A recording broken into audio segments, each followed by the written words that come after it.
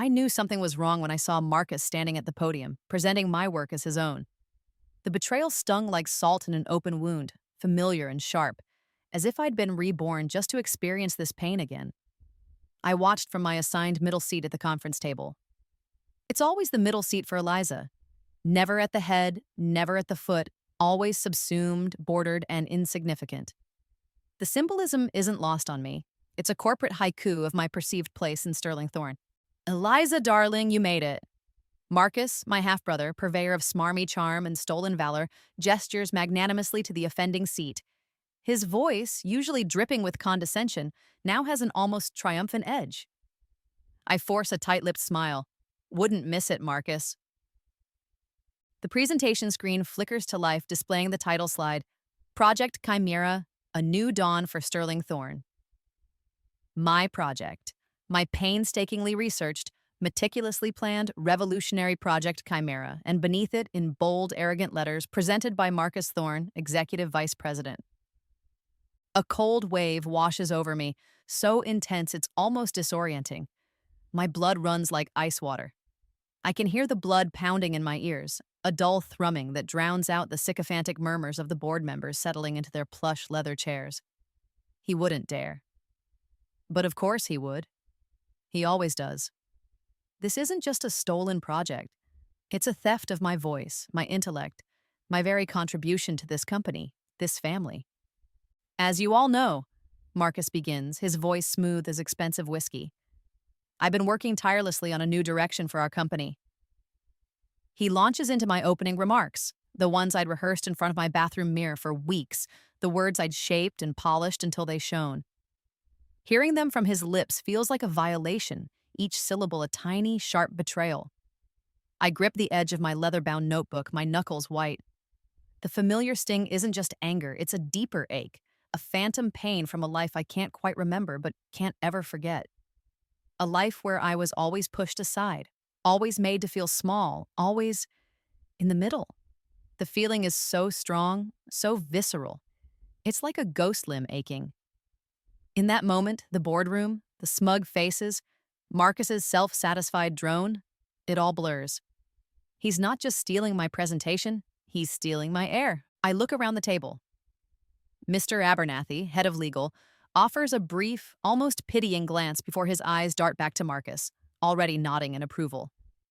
Miss Chen, our CFO, who I'd personally walked through the financial projections of Chimera, gives a small, apologetic shrug when she catches my eye, then focuses intently on her tablet. No one says a word. No one meets my gaze for more than a fleeting second. They are all complicit, either through ambition, fear, or sheer indifference. The silence of the room is a betrayal in itself. Each tick of the antique grandfather clock in the corner, a nail in the coffin of my current professional life.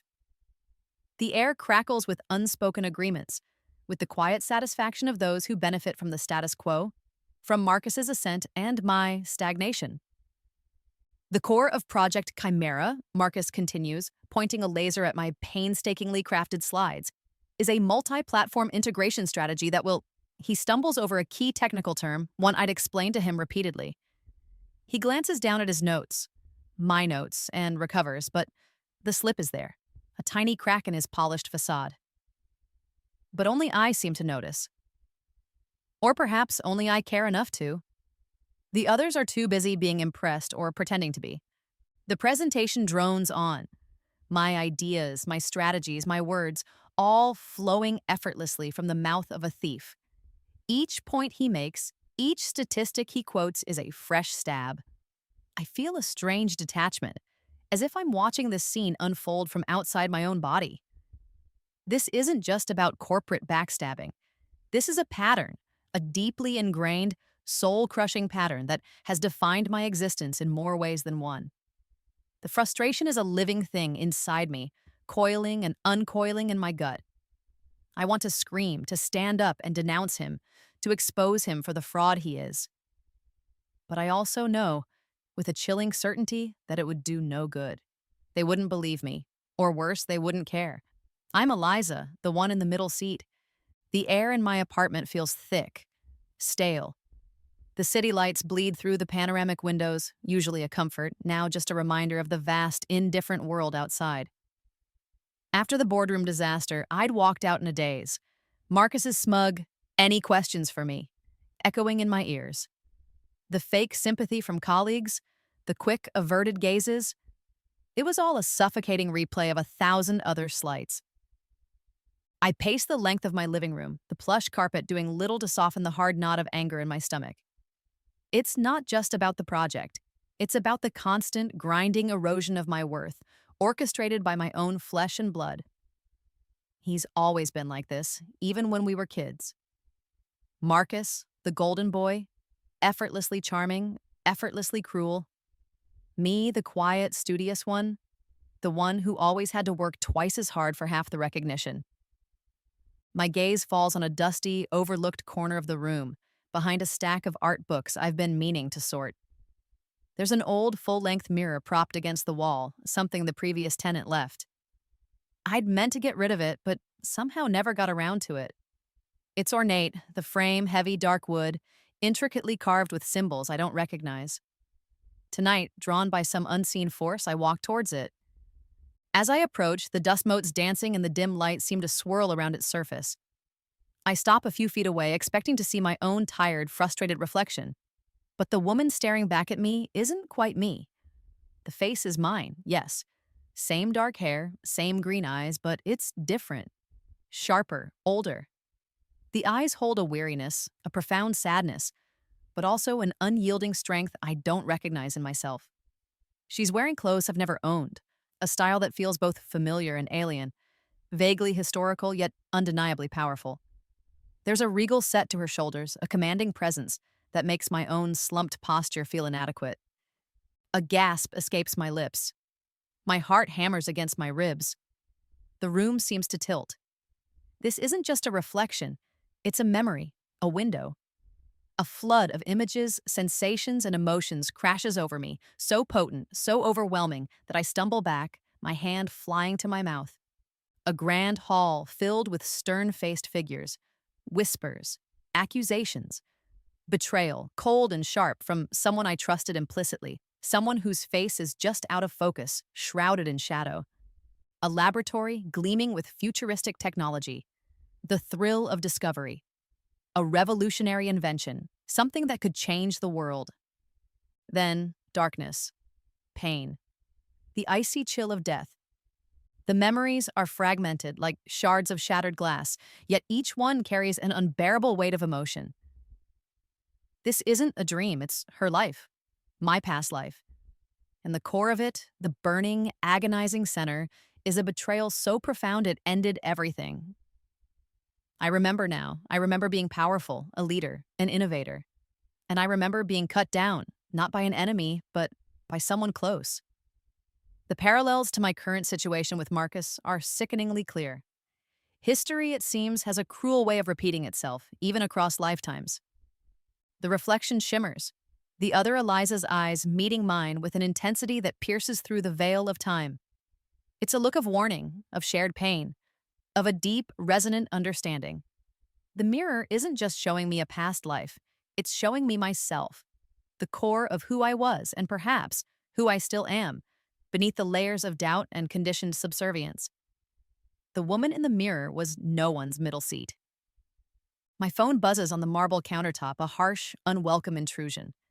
I tear my eyes from the mirror, the image of my past self still burning in my mind. It's Mr. Henderson, our COO, his name flashing urgently on the screen. My hand trembles as I answer. "Eliza, thank God. Are you sitting down?" His voice is strained, tight with a panic I've never heard from him before. "What is it, Mr. Henderson?" I ask, my own voice barely a whisper, the aftershocks of the mirror's revelation still coursing through me. "It's the company, Eliza. We're facing bankruptcy." "What?" The word is a choked gasp. "How?" Project Chimera was supposed to stabilize us, to bring in new investment. Chimera's projections were optimistic, according to Marcus's revised figures. Revised figures? He'd altered my data? But that's not the worst of it. The auditors just flagged something. It seems It seems Marcus initiated a series of share transfers a few weeks ago. He's consolidated a majority of the voting shares into a private holding company under his sole control. Your shares, my shares, even some of the minor board members' stakes. They're essentially diluted to worthlessness if the company goes under. He's protected himself, but the rest of us. The phone nearly slips from my grasp. Bankruptcy. Worthless shares, Marcus. It's a trifecta of disaster. He hadn't just stolen my project, he'd been planning to gut the entire company, leaving everyone else to drown while he sailed away on a golden lifeboat. The betrayal in the boardroom was just the opening act. This is the main event. The cold dread that fills me is familiar, an echo of that final, fatal betrayal from my past life. He's not just pushing me to the middle, he's trying to push me out entirely, to erase me. I end the call, my mind reeling. The reflection in the ordinary bathroom mirror now looks different. The woman in the antique mirror, my past self, had faced a devastating betrayal, and now, so have I. As I stare at my own pale face, a strange tingling sensation starts on my left wrist. I pull up the sleeve of my silk blouse. There, etched onto my skin, as if drawn with invisible ink now slowly appearing, are faint, intricate markings.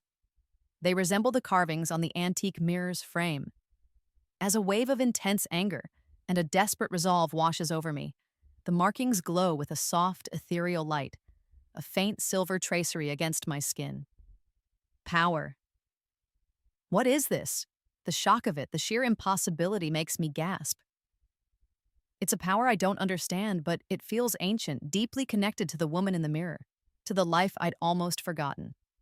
And in this moment of utter ruin, it feels like the only lifeline I have. The days that follow are a blur of feigned normalcy and hidden turmoil. I go to the office, I sit in my middle seat, I nod, I listen. All the while, the knowledge of Marcus's treachery and the company's impending doom churns inside me. The glowing markings on my wrist fade and reappear, pulsing with light whenever my emotions surge. A silent, secret testament to the storm within. Then comes Jake, my boyfriend. Or rather, the man I thought was my boyfriend.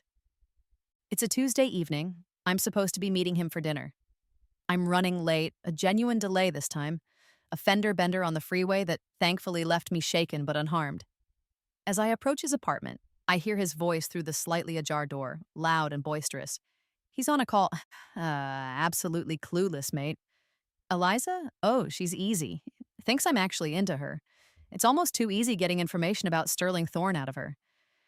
She's so desperate for someone to actually see her, always playing second fiddle to that brute of a brother. Middle seat Eliza, that's what I call her.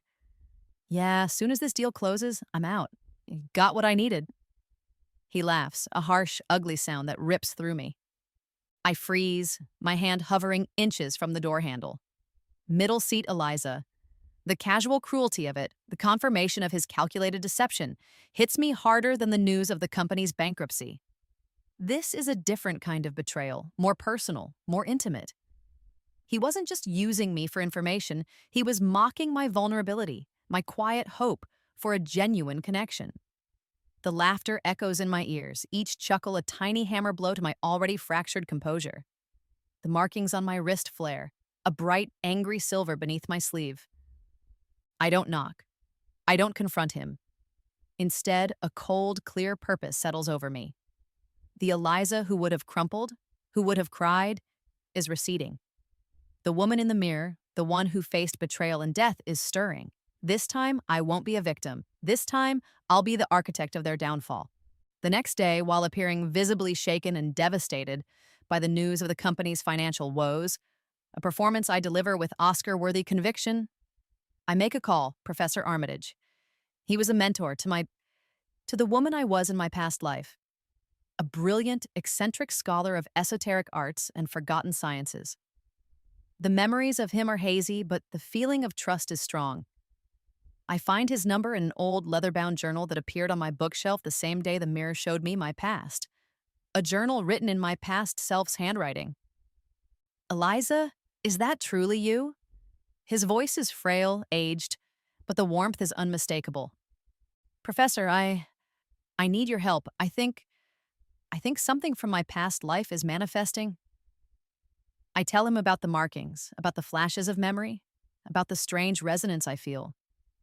He listens patiently. Ah, the lumina anima, the soul print. It's rare, my dear, for it to carry such tangible power across rebirths.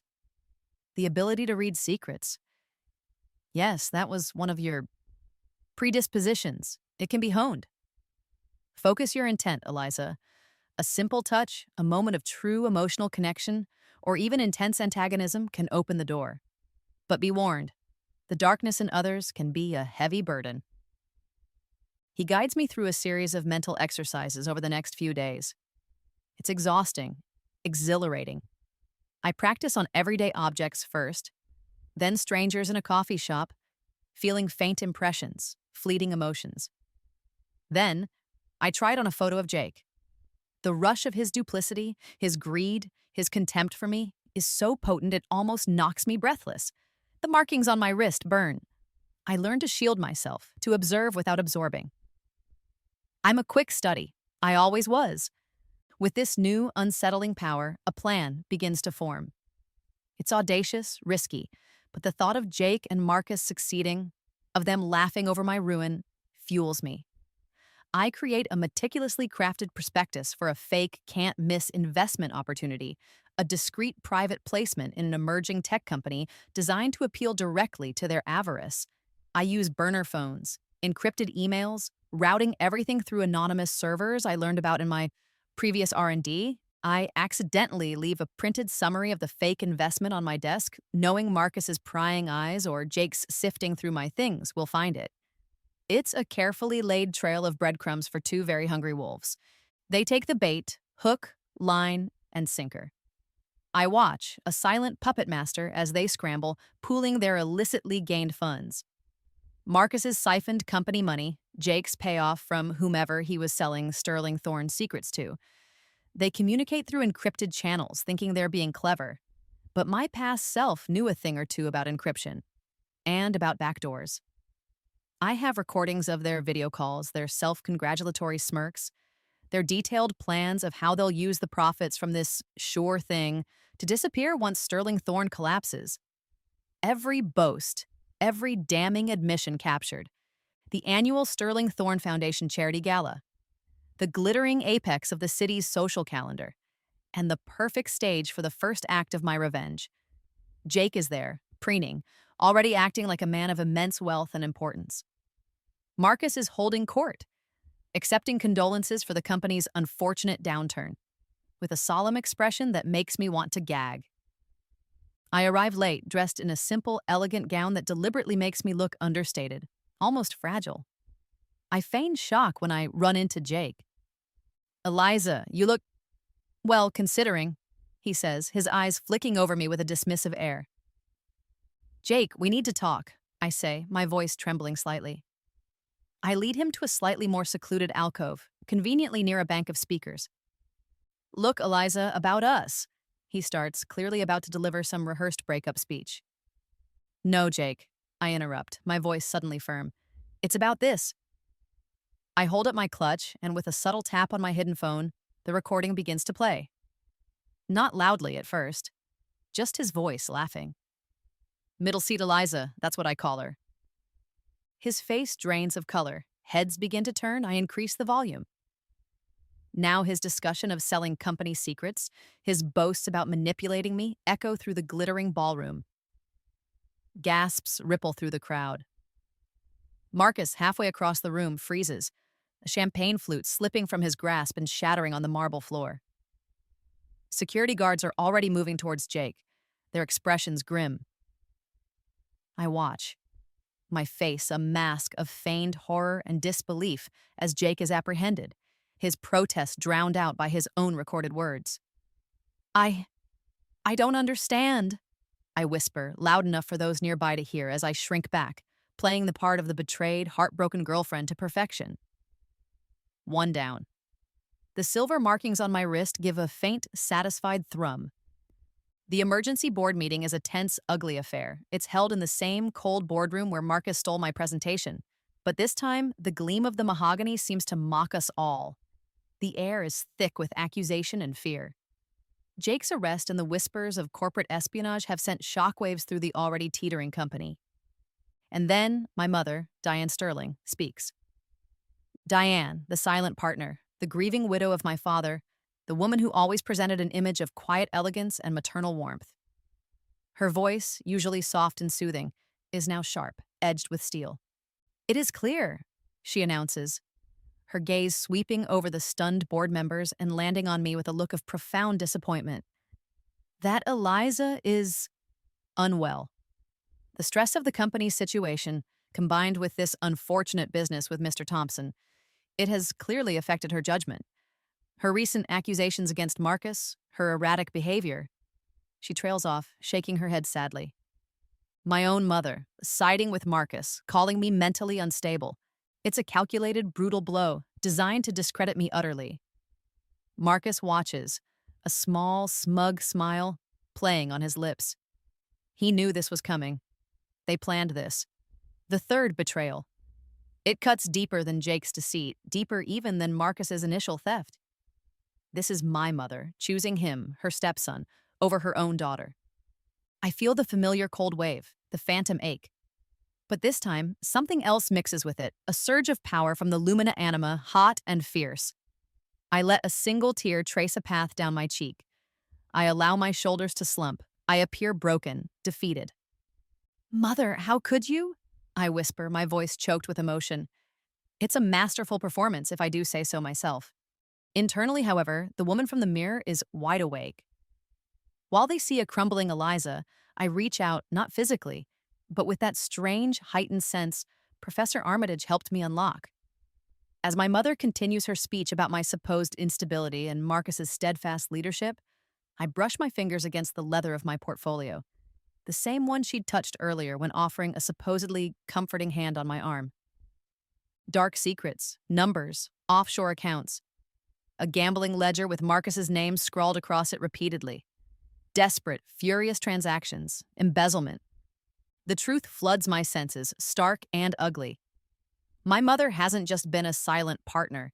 She's been Marcus's enabler, his secret financier, siphoning company funds for years to feed his insatiable gambling addiction, to cover his ever-mounting debts. This isn't about protecting the company, it's about protecting Marcus, about protecting herself.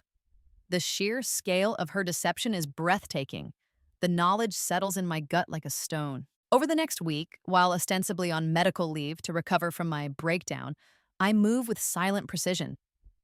My past life, the one where I was a titan of industry, a financial wizard, had equipped me with more than just painful memories. I remember systems, loopholes, the intricate dance of global finance. I remember how to bring giants to their knees. Using encrypted channels and untraceable cryptocurrency accounts funded by a small, forgotten trust my father set up for me, something even Diane seems to have overlooked. I establish an anonymous tip line, Sterling Thorn Truth Initiative. I offer substantial rewards, life-changing sums, for verifiable information on financial misconduct within the company. The promotional material is subtle, targeted, appearing on obscure financial forums, in encrypted chat rooms frequented by disgruntled corporate employees. I know there are others in the company who have seen things, who have suspicions. Money is a powerful motivator, especially when coupled with a sense of justice. The tips begin to trickle in, then flow. Discrepancies in expense reports, falsified invoices, accounts Marcus and Diane thought were buried deep. Each piece of information is a digital breadcrumb, which I meticulously verify and then package, stripping away any identifying information about the whistleblowers, creating an undeniable dossier of corruption. The company retreat is held at a lavish remote mountain resort. Marcus and Diane are playing the gracious hosts, projecting an aura of calm confidence, of business as usual, even as the company is hemorrhaging money and Jake's scandal dominates the financial news. They believe they've weathered the storm. They believe I'm neutralized. They are wrong. As Marcus is giving a rousing speech about resilience and the bright future of Sterling Thorn, the heavy oak doors of the conference hall swing open. Not hotel staff. Men and women in dark suits, their expressions unreadable, their badges identifying them as regulatory investigators. Marcus Thorn, Diane Sterling, We have a warrant to search these premises and to examine all financial records of Sterling Thorn Industries and its principal officers.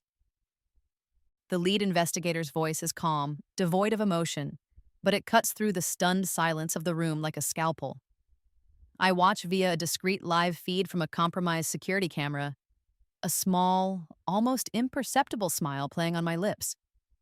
The evidence they're about to find, the meticulously organized files, the untraceable data sticks, has been anonymously couriered to their main office just hours before, timed perfectly. Marcus's face is a mask of disbelief, turning a sickly shade of gray. Diane sways, her hand flying to her chest, her carefully constructed composure shattering like cheap glass.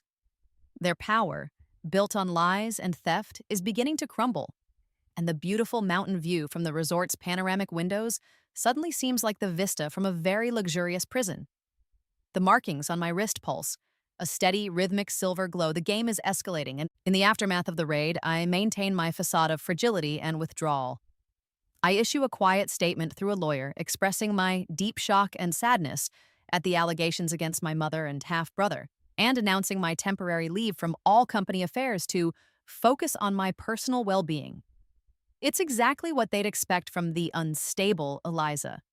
They expect me to retreat, to lick my wounds, perhaps to disappear quietly. This underestimation has always been their greatest mistake in this life and the last. While the investigators pore over the evidence I so helpfully provided, I am not idle. The memories of my past life are becoming clearer, more insistent. I remember her name now, Lyra Volkov. A name that once commanded respect, even fear, in the cutthroat world of global innovation. I see her face in the antique mirror, no longer just a reflection, but a presence, a mentor, a part of me. She's guiding me, her experiences shaping my strategy. I begin to reach out, using untraceable communication methods, to contacts from Lyra's life. Names and faces swim up from the depths of my recovered memories. Powerful international investors, titans of industry who had admired Lyra, who had mourned her sudden, mysterious death. To them, I am not Eliza Thorne, the downtrodden middle seat occupant. I introduce myself with a carefully chosen phrase, a code Lyra had used with her most trusted allies. Recognition dawns in their digital eyes. They remember Lyra, they see her in me. And they remember the revolutionary technology she was on the verge of releasing before her demise. A technology that could reshape entire industries. They are intrigued. They are listening. Flashbacks now come unbidden, sharp and vivid. Lyra, in her prime, standing before a crowd of astounded scientists, unveiling her creation, a sustainable, hyper-efficient energy source, the breakthrough of a century.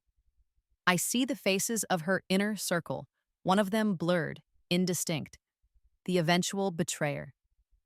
The memory of her murder is still shrouded, but the motive becomes terrifyingly clear. Her technology was too disruptive, too powerful. Someone wanted it silenced or controlled.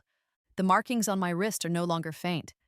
They are a constant, intricate silver filigree, pulsing with a steady internal light. Lyra's knowledge, her essence, is integrating with mine. I remember now, with a jolt that sends me staggering, what she did in her final days. Anticipating betrayal, Lyra had established a series of fail-safe accounts, a vast fortune meticulously hidden, secured by biometric data linked to her unique physiological markers, biometric data that impossibly miraculously has transferred to my new body, to Eliza Thorne.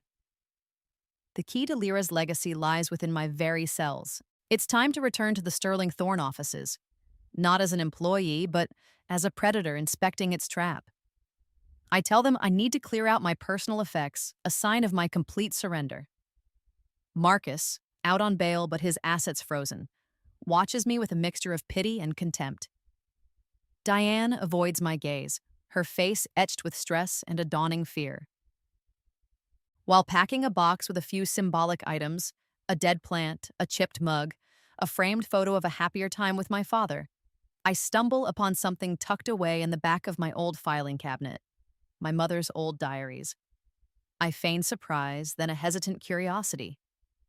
Later that night, in the privacy of my apartment, with Lyra's resolute gaze watching me from the antique mirror, I open the first volume. The handwriting is my mother's, elegant and precise.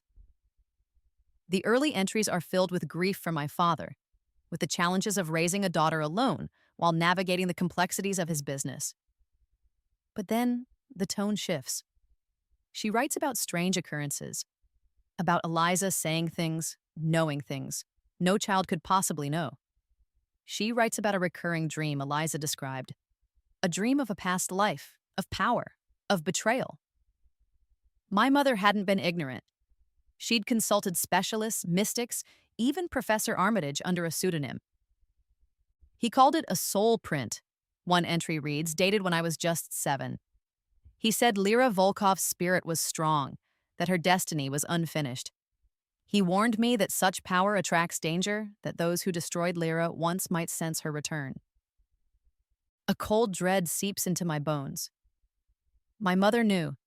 She knew about Lyra. She knew about my past life all along. The final entry I read that night, penned just after Marcus had first started showing his ambitious, ruthless streak. Marcus is manageable, controllable. Lyra? Lyra was a force of nature. If that power truly awakens in Eliza, it will consume her, just as it did before. I must protect her. I must keep her small, keep her safe. Even if it means letting Marcus take the lead. It's better this way. She'll be ordinary. She'll be safe in the middle. Safe. She called this safe? The diary slips from my numb fingers. My mother's actions, her siding with Marcus, her attempts to label me unstable. It wasn't just about protecting his gambling debts or her own embezzlement. It was about suppressing Lyra, about keeping me powerless, not out of malice perhaps, but out of a twisted, misguided fear she called love. The betrayal is so profound, so complex, it steals my breath. She hadn't just betrayed Eliza, she had been trying to bury Lyra all over again. The markings on my wrist burn with an incandescent fury. Lyra will not be buried, not again. The day of the annual shareholder meeting arrives like a judgment. Sterling Thorn Tower buzzes with a nervous energy. The press is gathered outside, vultures scenting carrion. Inside, the atmosphere is funereal. Marcus and Diane sit at the main table on the dais, their faces pale, aged beyond their years. The interim CEO, a nervous man named Peterson, is about to deliver a grim financial report. Everyone expects this to be the company's last gasp. Everyone expects me to be absent, licking my wounds in obscurity. Just as Peterson clears his throat to begin, a new sound cuts through the tense silence. The rhythmic thwack, thwack, thwack of helicopter blades, growing louder, closer. Heads turn, eyes widen. The sound is almost directly overhead. Then, it recedes slightly as if landing on the private helipad atop the tower.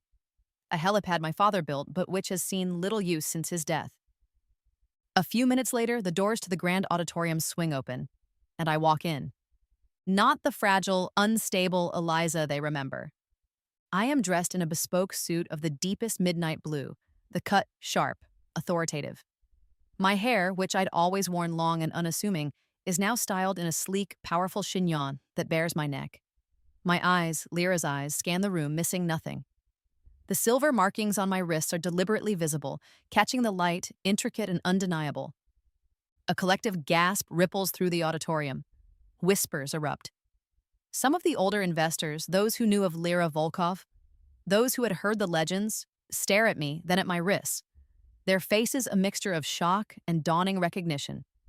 The symbol of Lyra Volkov was a stylized silver phoenix, its wings forming an intricate pattern, the very pattern now gracing my skin.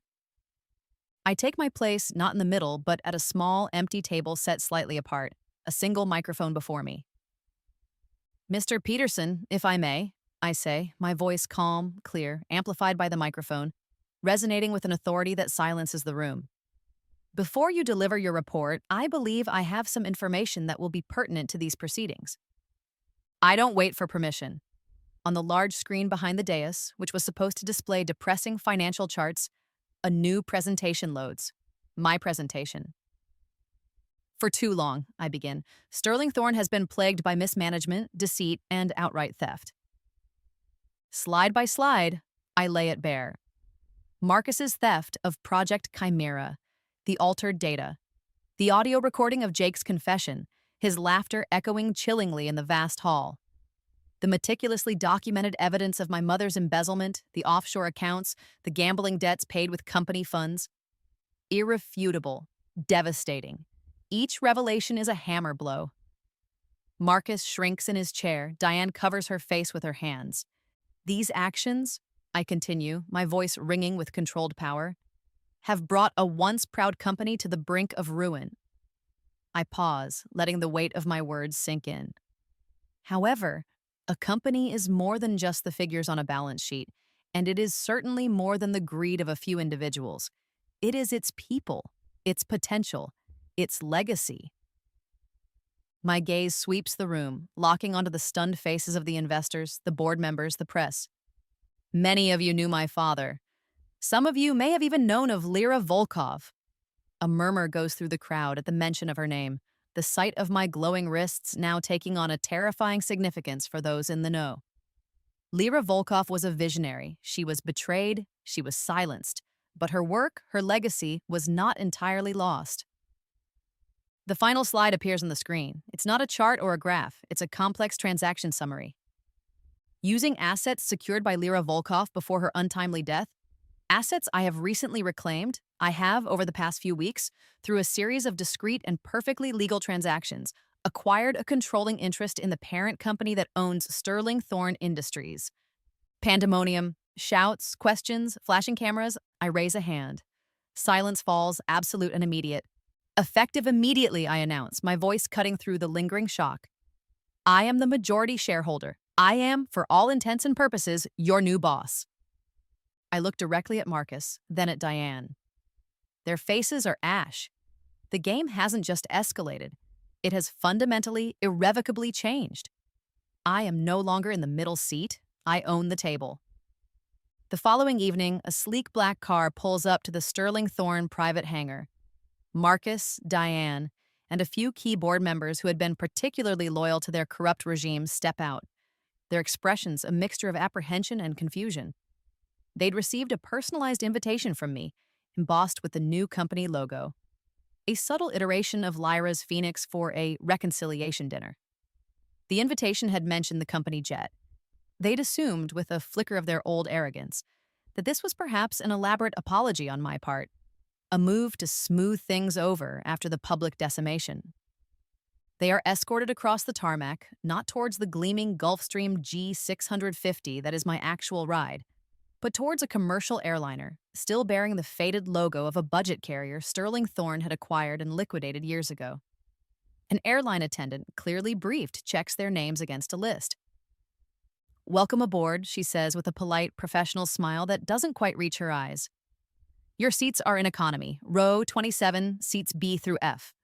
The middle seats, all of them." Marcus sputters, "But the company jet? The dinner?" "Miss Thorne sends her apologies," the attendant replies smoothly. "She had a prior engagement. She did, however, arrange for your in-flight meals. Peanuts or pretzels?"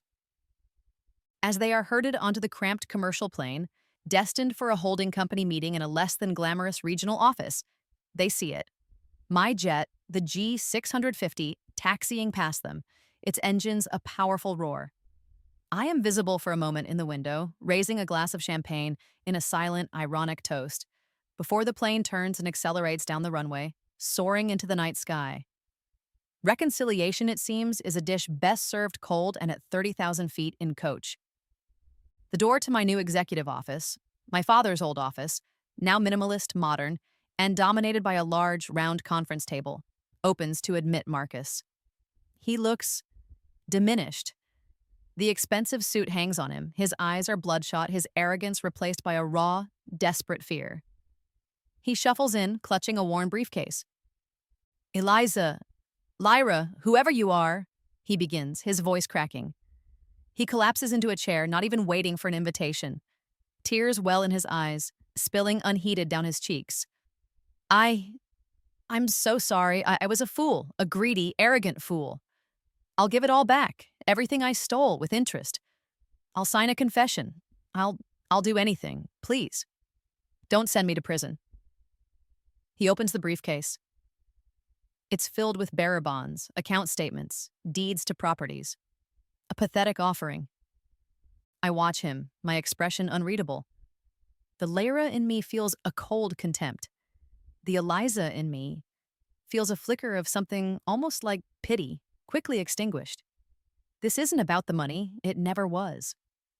The authorities will decide your fate, Marcus, I say, my voice even. Your actions have consequences. He's barely out the door when Diane arrives.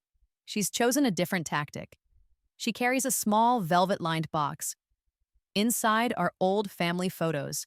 Me as a gap-toothed child. My father smiling. Even a few of her and my father in happier times. She places them on my desk, her hands trembling. Eliza, my dear girl, she says, her voice thick with forced emotion. I know you can't understand. I know you think I betrayed you, but I was trying to protect you. That power, Lyra's power, it destroyed her. It made her a target. I saw it starting in you, even as a child. The brilliance, the intensity, it frightened me. I only wanted you to be safe, to have a normal life. Keeping you subdued, keeping Marcus in charge, it was all to shield you from the enemies Lyra made, from the danger that kind of power attracts. Her words are a masterclass in manipulation, a carefully constructed narrative of maternal concern. But I've read her diaries. I've seen the truth of her motivations in the stark light of my recovered memories and her embezzled accounts. You weren't protecting me, Diane, I state, my voice quiet but firm. You were afraid. Afraid of what I could become. Afraid of losing control. You chose to keep me small to make yourself feel significant. You chose to enable Marcus's vices rather than confront your own fears. She recoils as if struck. The photos on my desk seem to mock her attempted sentimentality.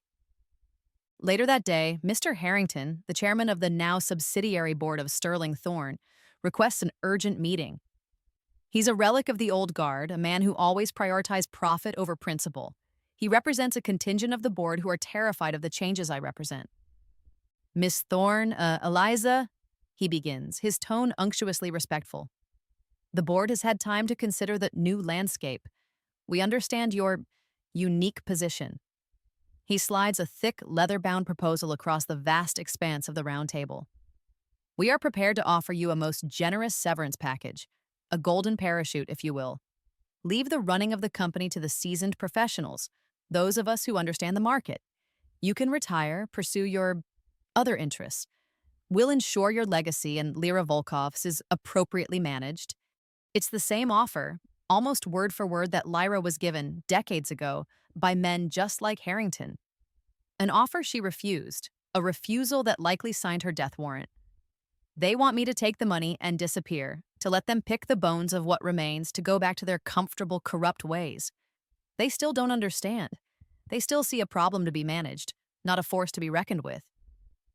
I look at Marcus's returned plunder, at Diane's sentimental trinkets, at Harrington's insulting offer. 3 attempts to sway me, to appeal to greed, emotion, or fear. I lean back in my chair, the silver markings on my wrists giving a soft, almost imperceptible pulse. Lyra's strength is a bedrock within me. Eliza's pain has been forged into resolve. No, I say. The word is quiet, yet it resonates in the spacious office with the finality of a vault door slamming shut. Harrington looks taken aback. No. No to Marcus's pathetic attempt at a plea bargain. No to Diane's revisionist history. And no, Mr. Harrington, to your golden parachute. I stand, walking to the panoramic window that overlooks the city, a city that once seemed so indifferent, now a landscape of opportunity. You see, I continue, turning back to face him, I'm not interested in quietly managing a legacy. I'm interested in building a new one. While you were all scrambling, I was restructuring. Sterling Thorne and its parent company are undergoing a complete overhaul. The shares Marcus and Diane controlled, the shares many of you controlled through opaque trusts and holding companies, have been redistributed. Harrington's jaw drops. Redistributed to whom? To the employees who have shown integrity and dedication. To a newly established ethics oversight committee comprised of independent experts with unassailable reputations. I've also endowed a foundation, the Lyra Phoenix Initiative, dedicated to ethical innovation and corporate responsibility. Its charter is unbreakable. Its governance structure, ironclad. There will be no more backroom deals, Mr. Harrington. No more middle seats for those who deserve to lead. My refusal isn't just a word, it's a declaration. A new era has begun, 1 year later. The sun streams into my office, the same office my father once occupied, the same one where I confronted Harrington. But it feels different now, lighter. The enormous round table is a hive of activity, but today it's quiet. I'm reviewing quarterly reports. Sterling Thorne, under its new name, Phoenix Global, is thriving. Profits are up, but more importantly, so is employee morale. Innovation is flourishing, guided by the ethical framework I, as Lyra and Eliza, have painstakingly put in place. There are no middle seats at this table. Everyone has a voice, a valued place. A news alert pings on my tablet, a small local human interest story. Marcus Thorne, former EVP, is celebrating 6 months of employment at a local hardware store. The article mentions he's surprisingly good at mixing paint and seems to be taking evening classes in basic accounting. Another alert, a social media post. Diane Sterling, living in a modest apartment, has started a small online bakery. Her sourdough is apparently quite good. They are humbled, diminished, but perhaps, just perhaps, they are beginning to learn the value of honest work, of skills earned rather than stolen. It's not forgiveness, not yet, but it's a kind of distant, detached observation of karma. I glance at my left wrist. The intricate silver markings, once so vibrant, have faded to the barest whisper of a pattern, almost invisible against my skin. Professor Armitage had said the lumina anima's power often recedes once its purpose, its karmic rebalancing is fulfilled. Lyra's fierce spirit is still a part of me, her wisdom, her strength, but the burning need for retribution has cooled, replaced by a steady resolve to build, to create, to lead with integrity. Justice has been served, not through vengeance alone, but through transformation. The intercom buzzes. Miss Thorne, your jet is ready for boarding. And Maya, the new intern from the Phoenix Initiative program, is here to accompany you on the Tokyo trip. Thank you, Anya. Send her in. Maya enters, young, bright-eyed, clutching a laptop bag and looking utterly overwhelmed. She reminds me of a younger Eliza, full of potential but unsure of her place.